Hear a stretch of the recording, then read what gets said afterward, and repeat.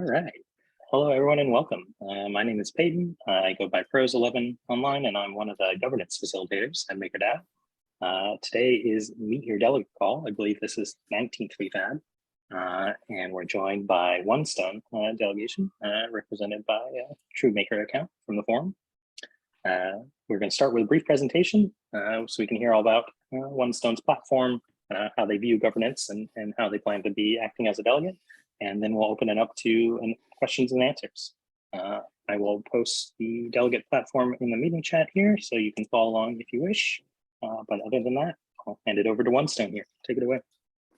Awesome. Thanks, Peyton. Yeah, so I just wanted to introduce myself. On the forum and Discord, I go by TRUEMAKER. The reason why the delegate platform is, Onestone is I'm hoping that, this delegate platform grows and it's more than just me, an individual contributor, but for now, it's just me. And just me. My real name is Johnny. If anybody wants to reach out and use my real name, that's completely fine. I live in Fort Lauderdale. I'm a first immigration family.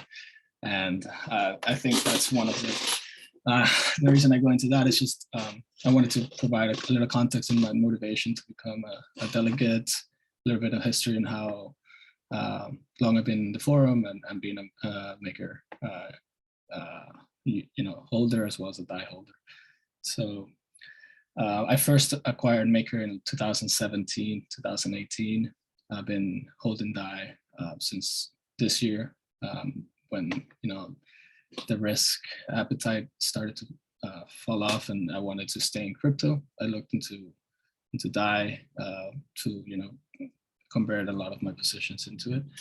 But yeah, the main reasons behind me becoming a delegate is for equitable access and financial inclusion. My first job out of college was at a large TradFi company in South Florida. We were in charge of the LATAM office. So here firsthand that I understood kind of the different products and pricing that is offered based on, your how much funds you have. Are you a VIP customer? Are you a private bank customer? Or are you just a retail customer? And I thought, just within a few years that was something that was unfair. Some clients receiving favorable treatment, better pricing, better products just because of their pricing power that they have over banks. So I think that is something that is really amazing about DAI and Maker and just the crypto industry in general. Anybody can participate, create a wallet, use whichever coins they want and trade with whoever they want. And the other thing is financial inclusion and / I would say education. Everything that we do, everything that Maker does is transparent. The communication, the Discord, the forum, even the vaults, pricing, all of that is transparent. Anybody can ask a question and the community behind it is very supportive. I've had nothing but good discussions on the forum as well as Discord. So those are two things that I really like about this community and that I want to continue to be part of. I'm going to pause there and to the main priorities. So I have 4 main priorities. Starting with growth. I want to see broader DAI adoption. I know there are a lot of use cases in the world, but I think limiting ourselves to one blockchain, a few use cases is gonna not be optimal for what we're trying to accomplish as being the stable coin that everybody ramps onto crypto, but also utilizes for their day-to-day transfers, payments, to get exposure to the US dollar and the crypto industry. I understand the risks in terms of concentration, too much reliance on USDC or one counterparty, be it Coinbase or a real world counterparty. So those are things that I want to make sure that in the growth initiative we address, expanding into other blockchains, going into L2s. I know there's a lot of push for that, but I also want to sprinkle that with, making sure that we're not exposing ourselves to risks that harm our growth and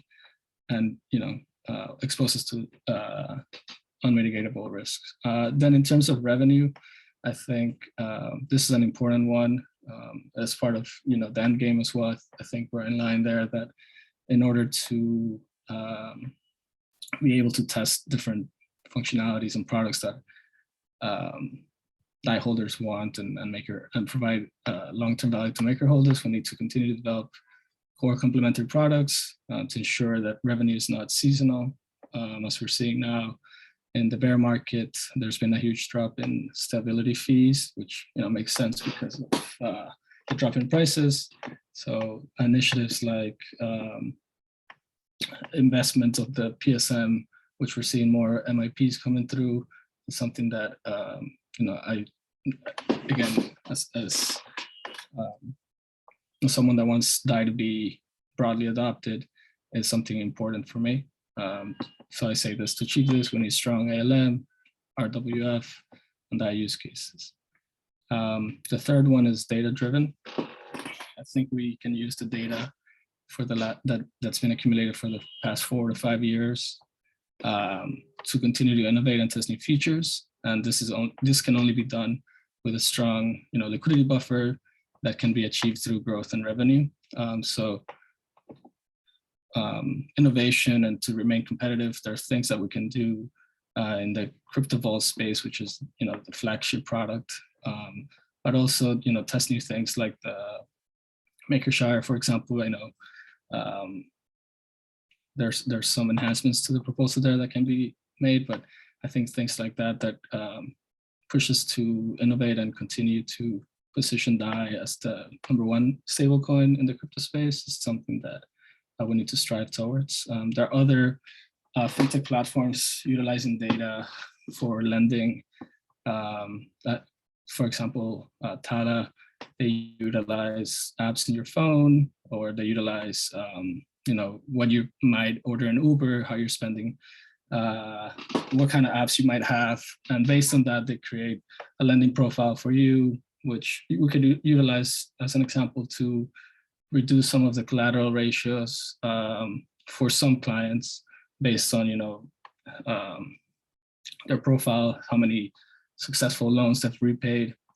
Just a few examples of how data can be utilized to provide a better overall customer experience for vault holders, generators, but also for DAI holders. And the last one is unbiased. I think this is an important one. It goes into, it's one of the key characteristics of DAI, and it's one of my main motivators to be a delegate as well. So I'm going to pause there in case there are any questions. So I'm going to move on to the next slide. Or Peyton, you prefer to do the questions at the end, usually? Yeah, if any come up and you want to pause for them, that's fine. So far, we haven't gotten any, but yeah, feel free to keep rolling. All right, perfect. So the next one, I wanted just to highlight where I think DAI Maker's position is today and what I think is the right place for it, in my opinion, and just my own vision for it. And I think, as we all know, there's a spectrum for stablecoins where there starts to be some risk. To the left, you become a little bit exposed to regulatory risks, real world entities, regulations across the world. And if you go too far to the right, your coin becomes unscalable, but the benefits are that it's uncensorable and decentralized. So I think this kind of aligns with the end game. I would say the Eagle stance is the one that most aligns with my strategy and vision for DAI as well, where you can remain kind of in the middle of the spectrum, safeguarding and putting guardrails so that you don't fall too far to the left, by limiting concentration risks, the amount of RWAs that you have, the amount of exposure to a single coin or counterparty, and that makes sense in terms of remaining not too far to the left and being able to continue to grow. And there are other, and the problem to being too far to right is you're limiting yourself to maybe the ETH holders' appetite for, or just blockchain in general. So I think today we're trending a little bit too close to the left. I know this is due to market conditions. Risk-off assets are in demand right now, and the main stable coins that we can pair with are unfortunately centralized USDC. I know we don't partner with USDT for obvious reasons, but I think that a lot of the reason that we're trending a little bit towards centralization is mainly due to market-driven economics. So I think one of the main things that I would look for in MIPs and also just work on is identifying ways that DAI collateral can be diversified, so that we can continue to trend a little bit more to the middle of the spectrum and be more balanced, which is where I see the majority of opportunity to remain decentralized, uncensorable, but also scale and be able to have global adoption. So the next slide is just my explanation of why I think a balanced DAI is the appropriate place to be. So this is the place where you have the highest total addressable market for organic growth. You have exposure to real world assets. You're getting exposure to off-chain, but also on-chain counterparties and projects, which you can partner with and continue to grow DAI's market cap, which as ALM practices and become more prevalent and sound in the DAO, will lead to higher revenue. This can be automated. The limits that are placed for collateral limits can be, not right now, but I think they can be automated so that diversification is achieved. And once, for example, an example of automation is, looking at the PSM, for example, the USDC PSM, and limiting it or setting fees for when it's above 50% for one coin. So then, the tenor touts increase to limit concentration of one single counterparty. So the goal of automation is minimize existential threats and other failure risks. And this can be achieved also for the real world assets, on-chain, tokenization, stuff like that, we can, just look at setting automated collateral limits across the board. The other thing is the peg. I think that DAI holders have an expectation that one DAI equals $1 today. And I don't think that expectation is going to change in the future. I know the plan is to move towards potentially free-floating DAI. In my opinion, that is a completely different product than USD peg stablecoin. So, hopefully it doesn't get to that, but if it does, I would think that the product features and DAI holders would be completely different than the ones that are today. So there's a potential for a fork or a new product that can live in parallel to DAI, but is also free floating. And then the last reason for a balanced DAI is scalable. So as I write here, the ability to expand beyond ETH's market, and that is not limited by regulations or single collateral exposure. So those are the four main reasons why I think, remaining in kind of the middle of the spectrum of centralization and decentralization is the correct place for DAI.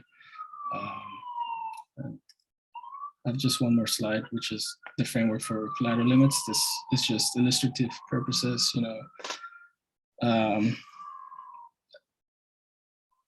by setting collateral limits, that we analyze internally and with the help of core units, you're able to assign, a limit which is in line with kind of the end game. So I'm not going to get too much into detail here, but it's essentially, it goes with the automation and the revenue, but also the risks that we want to not be overexposed to existential risks. And this is one way to look at it.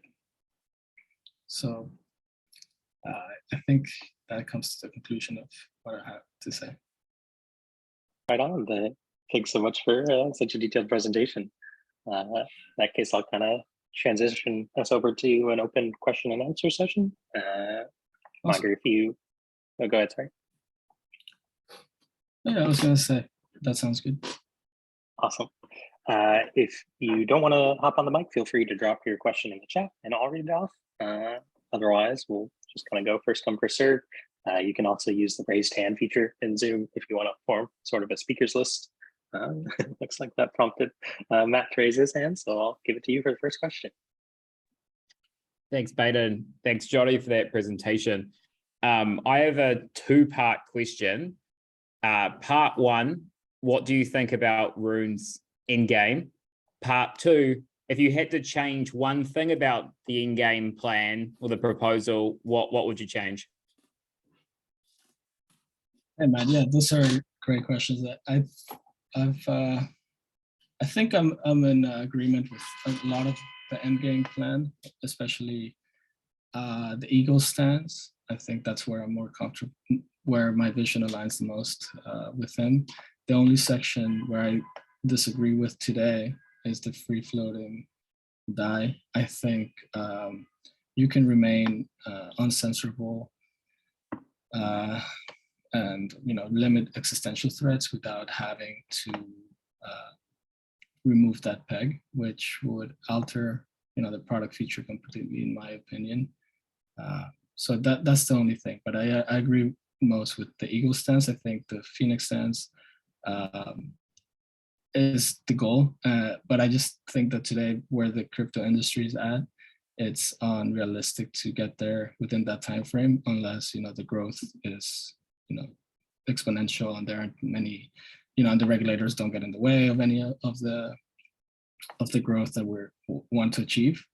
But I also do agree that we need to grow our liquidity buffer as much as possible so that we are able to test those theories down the road. So I would say for the next 3 to 5 years, I'm in complete agreement with the stances that we laid out, with just that one caveat of free floating die.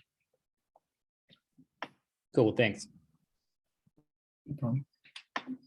Thanks for the question, Matt. I see one from paper here. I'm going to go ahead and read it off. If you want to use the mic, feel free later. But he's asking, what do you think about the current MIP set to reform the delegate framework?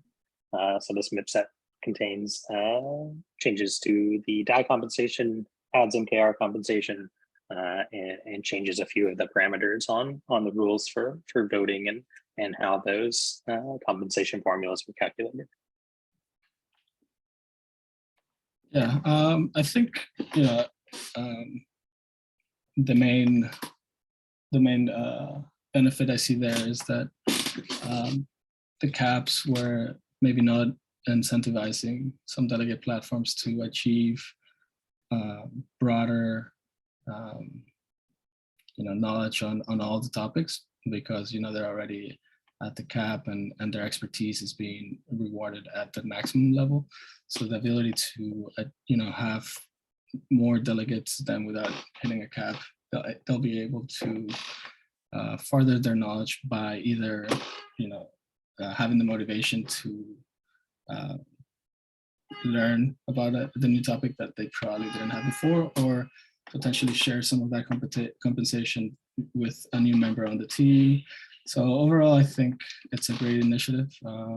I think as delegators are one of the ways that maker holders can get their opinion and votes out there. So as long as we stay motivated and not harm the maker price that much, and it's fair at this point, I think it's not outrageous. So I think it keeps delegates motivated, especially the ones that are at the cap. I think there's 3 or 4 that I know are very important to the protocol and are always providing good communication. So I think keeping them engaged is very important. Awesome. We got another one in the chat from Code Knight saying, isn't Eagle stance based on free floating die? We need negative rates to get people to pull out of real world assets and get them down to 25%. And I guess to give you maybe a wiggle out of only talking about in game, you could also maybe say, well, how do you think we get the real world asset exposure down without free floating die if you don't just want to talk about in game implementation?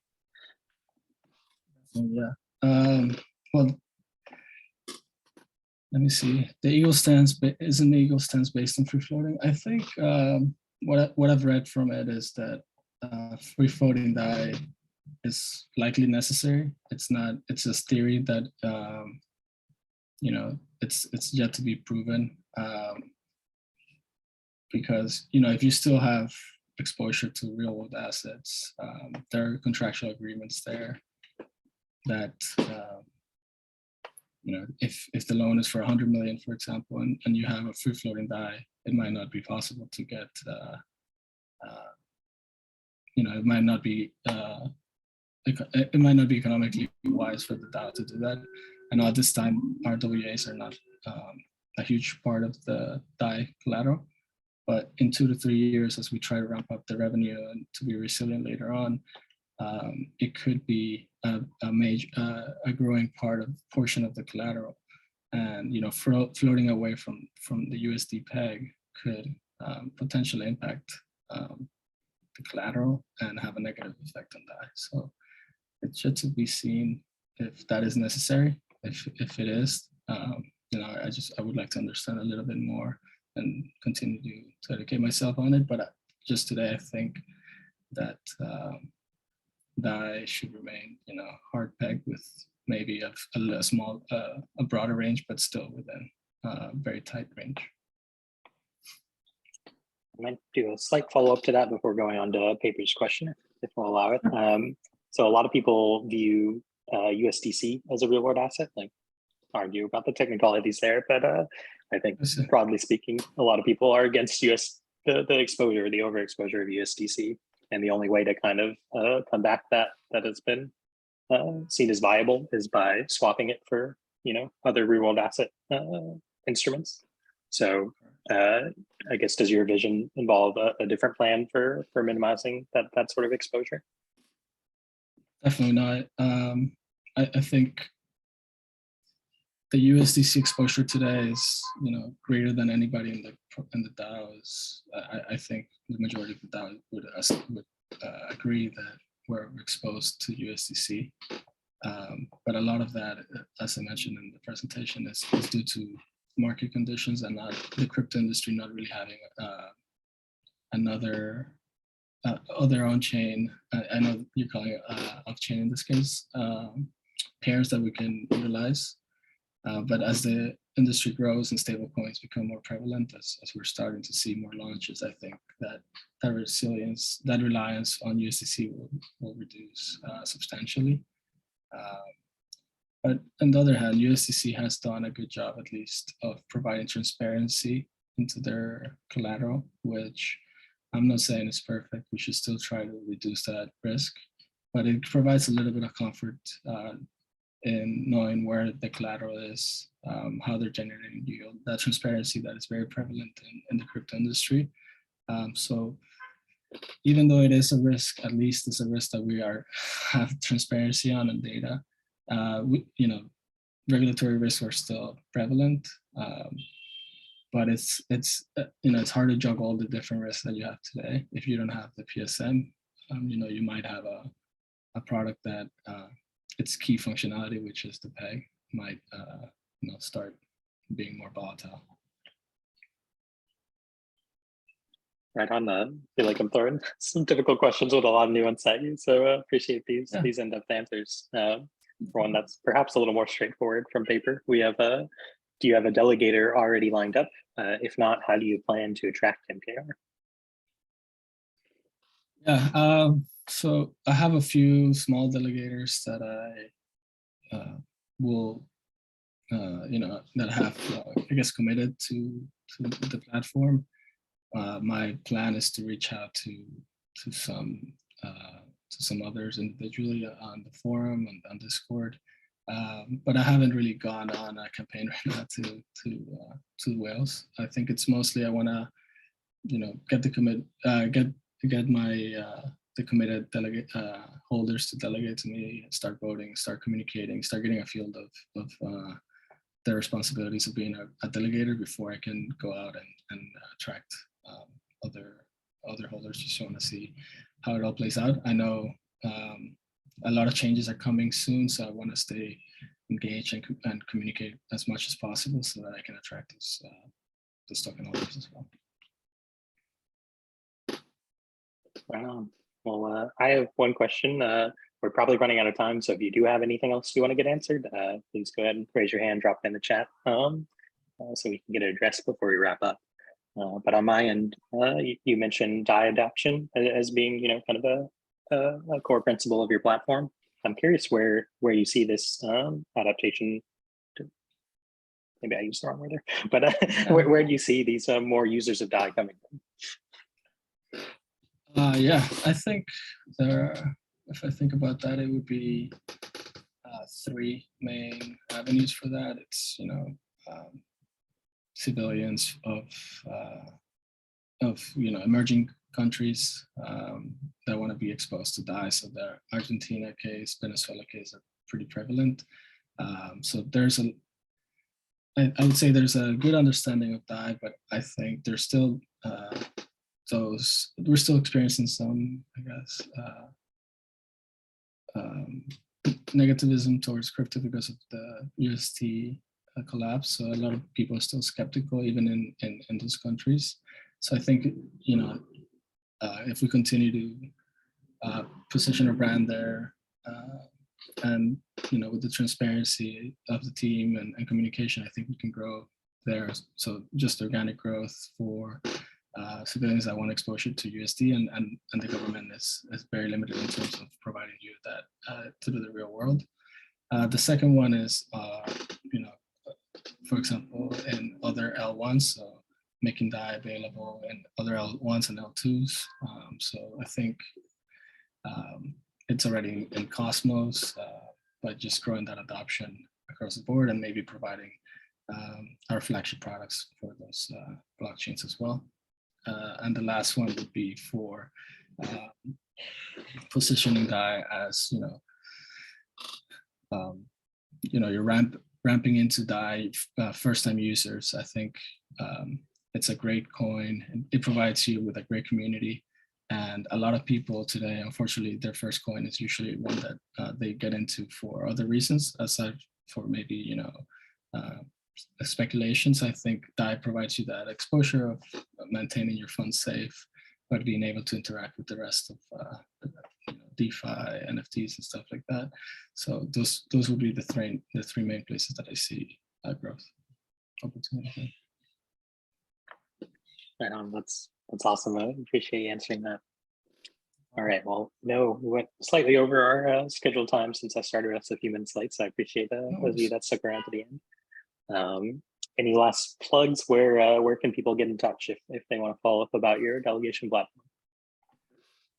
Yeah, I would say on the forum, the best way is, reach out directly in the DMs or in the Discord. I'm also there, but I'm more on the computer, so I prefer the forum. So that would be the best place to reach out. If you want to have a meeting or anything, I also can set up meet calls on Google Chat. So I'd reach out to the email on the post. And yeah, I'm an open book. So anything that needs to be that you want to talk about, just reach out. Happy to have that discussion. Excellent. Well, if you're watching this recording, there's a good chance the Delegate platform is already available on our voting portal there. For those of you that are here live, it'll be going up next day or so. And yeah, really appreciate you making the time for this presentation. Awesome. Thank you, babe. Thanks for all the help. Yeah. Thank you. Hope everyone has a great rest of the day, and let's continue the conversation in the forum. See you. All right. Thank you. Bye.